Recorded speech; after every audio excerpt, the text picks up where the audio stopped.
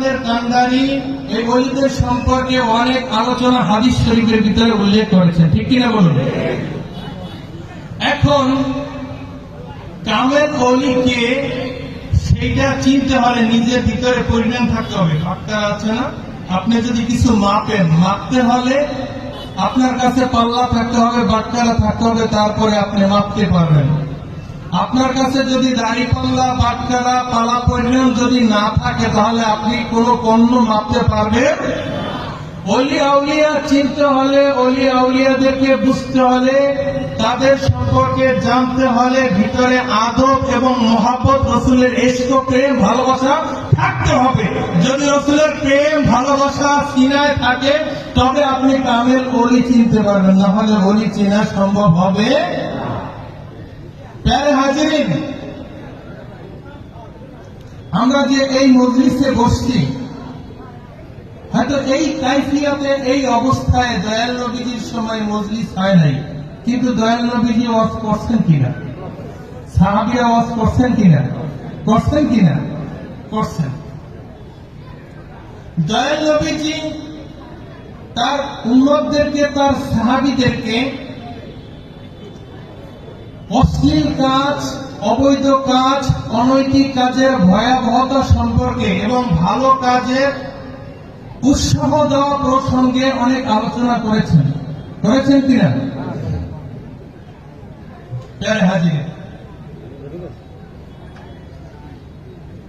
সেই ধারাবাহিকতায় আজকের এই মজলিস, যেই মজলিসে বসে কুরআন এবং সুন্নাহ থেকে মানুষকে সত্যের বাণী শোনাবে, সৎ পথে মানুষকে আহ্বান করবে, অসৎ পথ থেকে মানুষকে বিরত রাখবে, ফিরিয়ে রাখবে।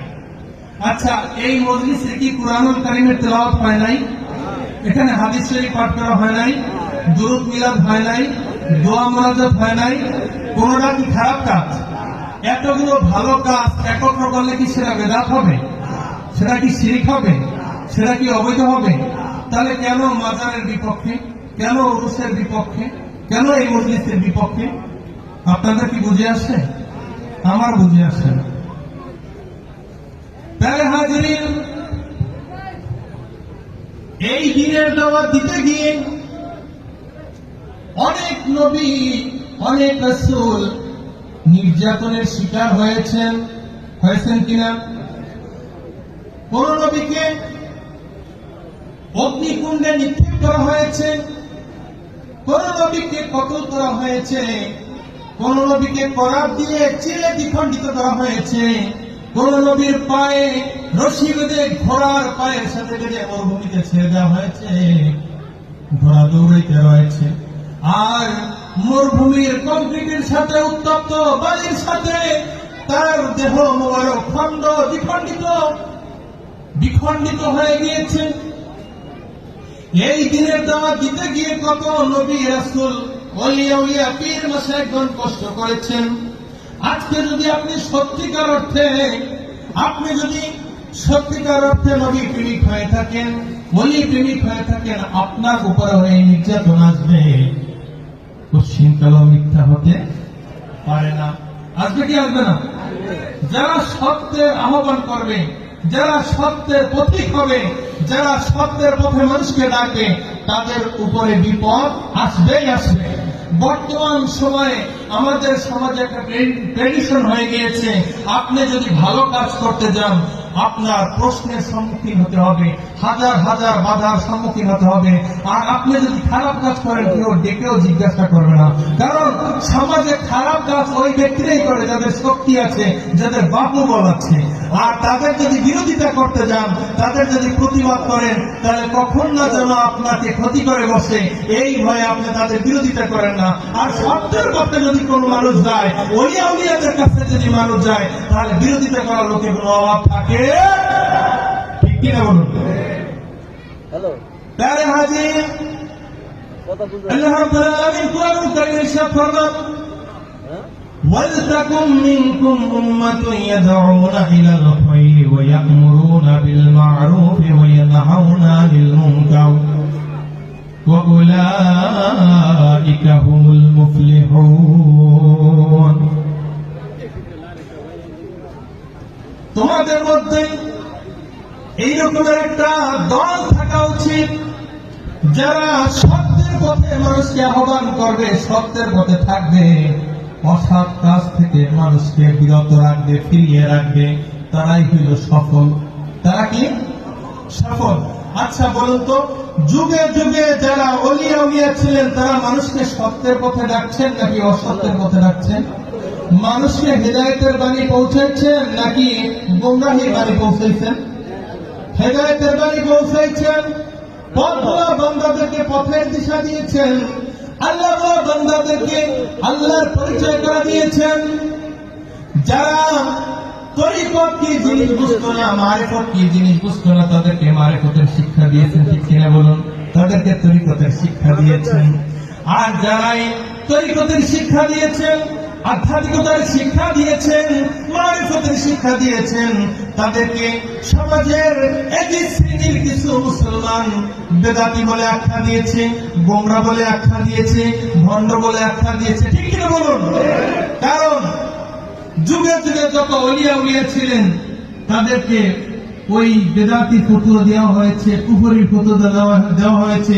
যতদিন পর্যন্ত তারা কুফরির ফতুয়া পায় নাই, বেদাতির লকব পায় নাই, ভণ্ড লকব পায় নাই, ততক্ষণ পর্যন্ত তারা পূর্ণতা পায় নাই। আপনি দেখুন, জালালউদ্দিন রুমিকে ভণ্ড বলা হয়েছিল, ফখরুদ্দিন রাজিকে ভণ্ড বলা হয়েছিল, গাউসে পাককে ভণ্ড বলা হয়েছিল, খাজা গরিবে নওয়াজকে ভণ্ড বলা হয়েছিল, হয়েছিল কিনা? মানসুর আল্লাহকে শুধু ভণ্ডই নাই, তাকে শুলেও চড়ানো হয়েছিল, শুলেও চড়ানো হয়েছিল। তা আপনি কি মনে করেন সেই পথে আপনি হাঁটবেন আর শুলে চড়বেন না, তা কি হয়? হতে পারে? হতে পারে না। এই রাস্তা, এটা হলো পোড়া খাওয়ার রাস্তা। কিসের রাস্তা? হযরত কিছুক্ষণ আগে আলোচনা করেছিলেন হযরত ইব্রাহিম আলাইহিস সালামের, তারপরে বলেছিলেন তরিকতের একটা আগুন আছে। তরিকতের কি আছে? ওই আগুনে কিন্তু পোড়ায়। কি পোড়ায়? সেই আগুনে কিন্তু অনেক পোড়া রয়েছে, অনেক পোড়া রয়েছে। আপনি যখন উরুস শরীফে আসবেন, আপনাকে দেখে মানুষ আসবে এই মাজার পূজারি যাচ্ছে, এই পীর পূজারি যাচ্ছে, এই ভণ্ড যাচ্ছে, এই বেদাতি যাচ্ছে, ঠিক না বলুন? তোরা যাই বলো বল, তোরা যাই করে কর, আমার কিচ্ছু যায় আছে। ভণ্ডরা করুক যত ভণ্ডামি, শত্রুরা করুক যতই দুশ্মনী, তুমি গাউসুল আজম লাসানি, তুমি গাউসুল আজম লাসানি, হে আব্দুল কাদের জিলানী, হে আব্দুল কাদের। তাজে গাউসিয়া তোমার মাথায় পরিয়ে দিয়েছেন নবী মুস্তাফায়, রাসূলের দেয়া সেই ক্ষমতায়, রাসূলের দেয়া সেই ক্ষমতায়, ওলি কুলের তুমি শিরোমণি, হে আব্দুল কাদের জিলানী, হে আব্দুল কাদের। ভণ্ডরা করুক যতই ভণ্ডামি, শত্রুরা করুক যতই দুশ্মনী, তুমি গাউসুল আজম লাসানি, তুমি গাউসুল আজম লাসানি, হে আব্দুল কাদের জিলানী, হে আব্দুল কাদের। প্যারে হাজিরিন, কারামাতুল আউলিয়াই হাকুন, অলিয়া উলিয়াদের কারামত সত্য, অলিয়া উলিয়াদের কারামত যারা বিশ্বাস করে না, তারা হইল ভ্রান্ত। তারা কি? ভ্রান্ত। অলিয়া উলিয়াদের কারামত সত্য। গাউসে পাকের এক ভক্ত গাউসে পাকের দরবারে উপস্থিত হয়েছে। গাউসে পাক, গাউসে পাককে চিনেন তো আপনারা? যিনি পিরানে পীর, সকল পীরের পীর, পিরানে পীর। গাউসে পাক বললেন, ও দুনিয়ার মানুষ, ওয়াফিল জিন্নি শাইখুন, ওয়াফিল ইনসি শাইখুন, ওয়াফিল মালাকি শাইখুন, আনা শাইখুল কুল্লি। জিনদের মধ্যে যেমন পীর আছে, মানুষের মধ্যে যেমন পীর আছে, ফেরেশতাদের মধ্যে তেমন পীর আছে। আমি হইলাম সকল পীরের পীর, আমি হইলাম সকল পীরের। প্যারে হাজিরিন, এই গাউসে পাকের দরবারে একজন ভক্ত উপস্থিত হয়। তো তোমার দিদার ইয়া রাসূলুল্লাহ মরণে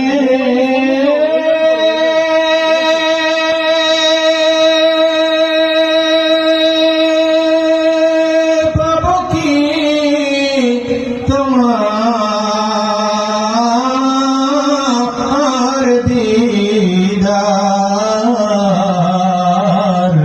ইয়া রাসূলুল্লাহ আপনি তো রহমত আল্লাহর কি আছে আপনাকে দিবার দেখা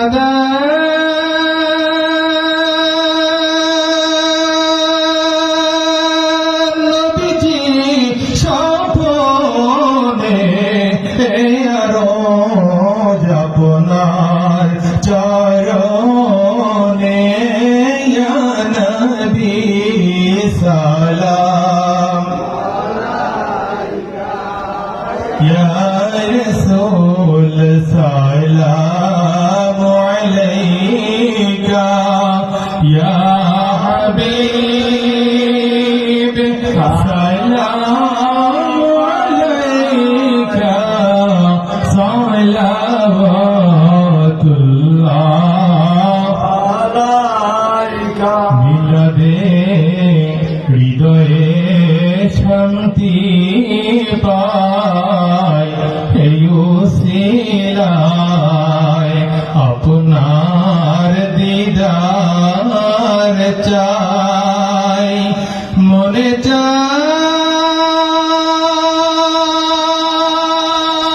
চায় বারবার রোজায় যাই ওগো কদমে দিয়েন মোদের ঠাই ইয়া নবী সালাম আলাইকা ইয়া রাসূল সালাম আলাইকা ইয়া হাবিব সালাম আলাইকা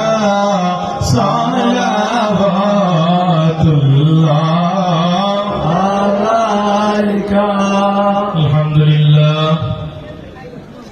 الحمد لله الذي جعل الشمس والقمر بحسبان والنجم والشجر يسجدان وفضل زمانا على زمان كما فضل مكانا على مكان وإنسانا على إنسان وأشهد أن لا إله إلا الله وحده لا شريك له لا جد له ولا ند له ولا مثل له ولا شد له ولا حد له ونشهد أن سيدنا وسندنا وحبيبنا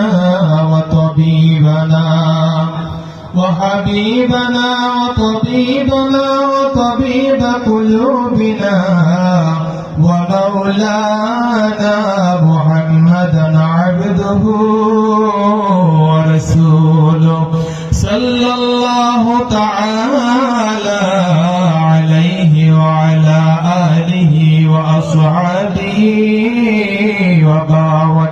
وبارك عليهم تسليما كثيرا أما بعد فأعوذ بالله من الشيطان الرجيم بسم الله الرحمن الرحيم ألا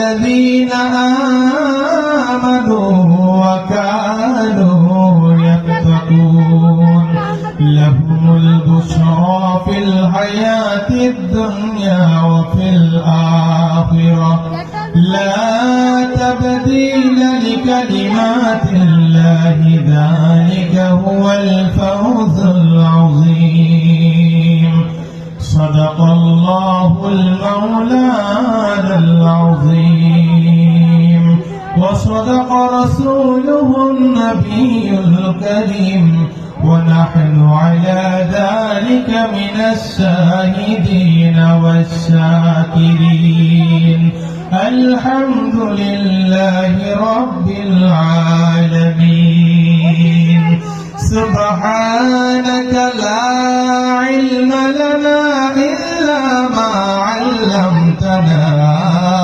إنك أنت العليم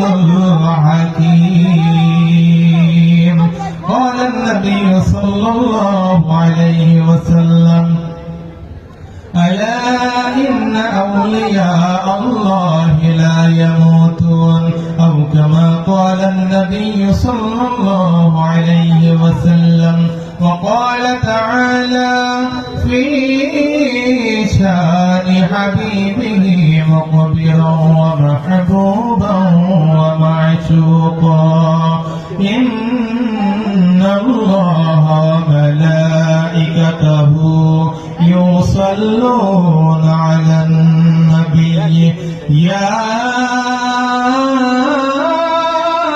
أيها الذين آمنوا صلوا عليه وسلموا تسليما اللهم محبته مان দিল উজাড় করে প্যারা নবী রাসূল আরবীর প্রতি দুরূদ শরীফ পাঠ করি মাওলানা মুহাম্মদ আলাইহি সাইয়্যিদিনা মাওলানা মুহাম্মদ কোটি সালাম জানাই আমার জিন্দা নবীর কদমে